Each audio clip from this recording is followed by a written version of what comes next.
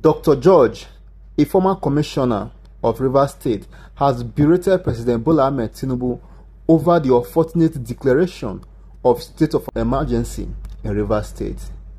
George lamented the fact that during his broadcasts, he never mentioned the name of the FCT minister, Nyesom Wike, who is a major player in the crisis rocking the Rivers State.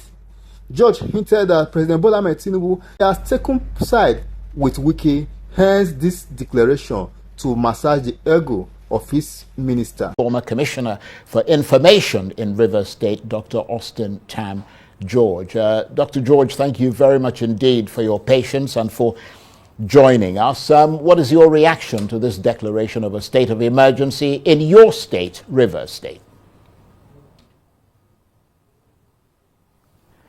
Thank you, Charles, for having me on. I'm really disappointed in the president's speech, but not totally surprised. Any person who has, followed developments in Rivers State over the past 1 year, probably knows that this didn't come as a surprise, Charles.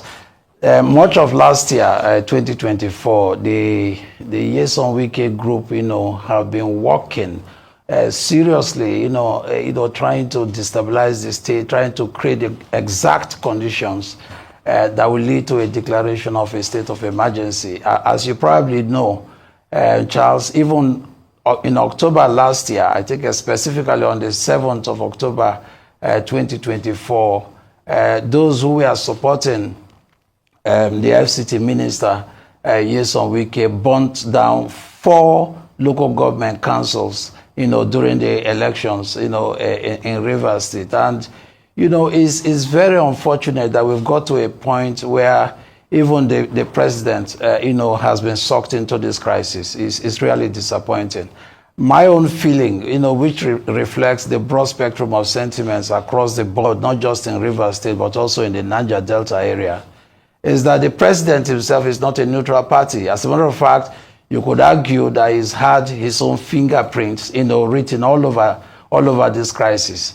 You may remember that in December 2023, the president gave very humiliating conditions, during his, intervention in the crisis in December 2023.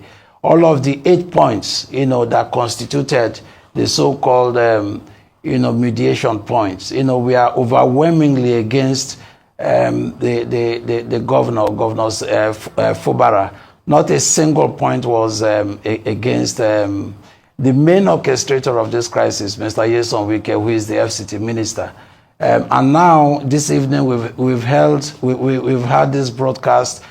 Throughout the length and breadth of the broadcast, not a single mention was made of the FCT minister, who is the main, actor orchestrating the crisis in the state, and he happens to be an appointee of the president. It's most unfortunate that the president has come across as an active, provider of the oxygen, to Nyesom Wike, who has now led the state into such a slippery slope, Charles. So, as far as you're concerned, Dr. George, this comes across as if the president did not show balance and fairness. That's your assessment, because Nyesom Wike, of course, retains his power as minister, and Fubara has temporarily lost his power as governor. Yes, Charles, as I said, throughout the speech, not once did the president even as much as acknowledge the fact that, there is an instigator of this crisis who is his own political appointee, the FCT minister. Not once did the president mention this.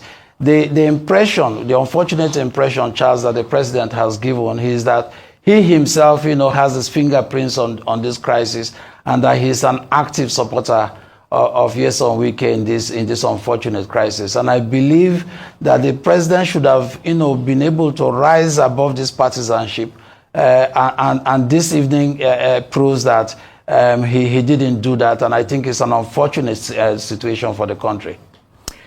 And Dr. George, I have in front of me here, and please correct me if I'm wrong, that you served as Nyesom Wike's first Commissioner for Information and Communications when he was Governor of Rivers State. In other words, people might see that and imagine that you would be more sympathetic to the Wike cause than I suspect you are. Is that right?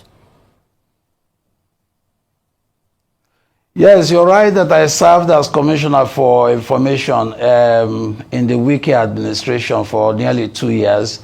But Charles, I resigned exactly because of, his propensity for crisis. I joined the administration because I strongly believed that, we had the mandate of the people to deliver service. But on all four critical, metrics of development in education, because you need education to train manpower for sustainable development, we failed. For nearly 8 years, not a single teacher was employed. Teachers were not paid. We had chaos in the education sector. We had the highest number of children. Rivers State had the highest number of children out of school in the South. Because education was simply defunded.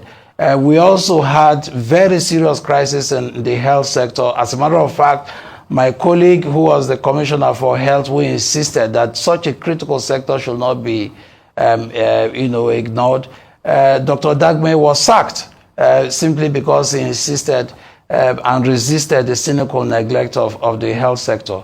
We also had very serious problems, of lack of investment in agriculture, because we actually wanted to bring back food sustainability in the agricultural sector in Rivers State.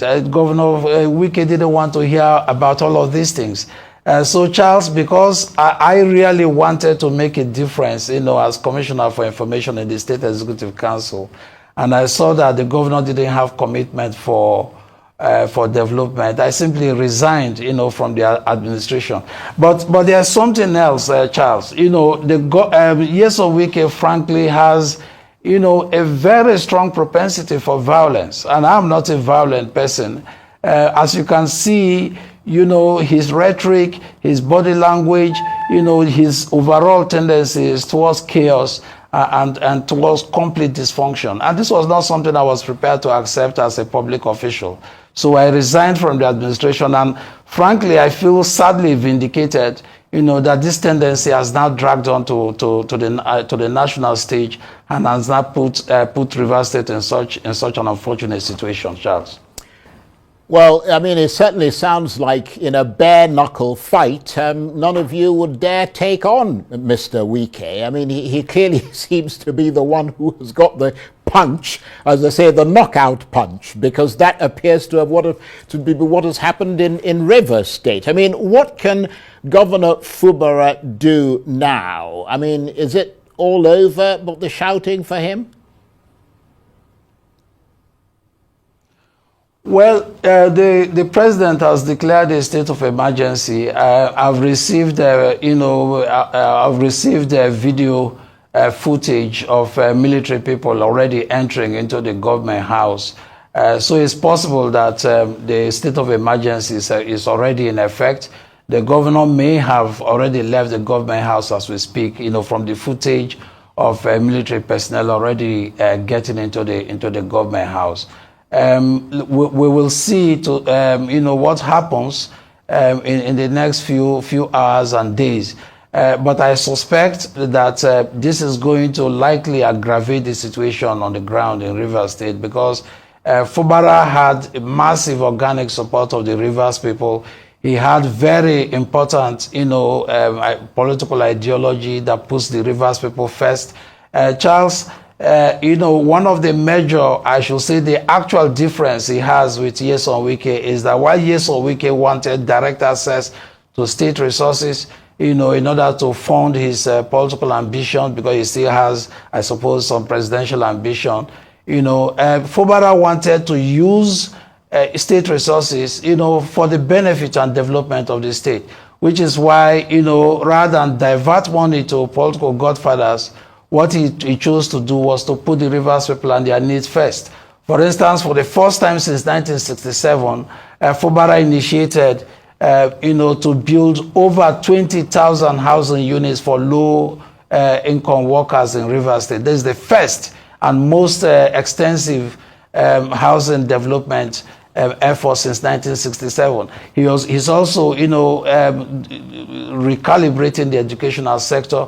He has massive investment already. I think some Israeli companies were already beginning to revive the agricultural sector.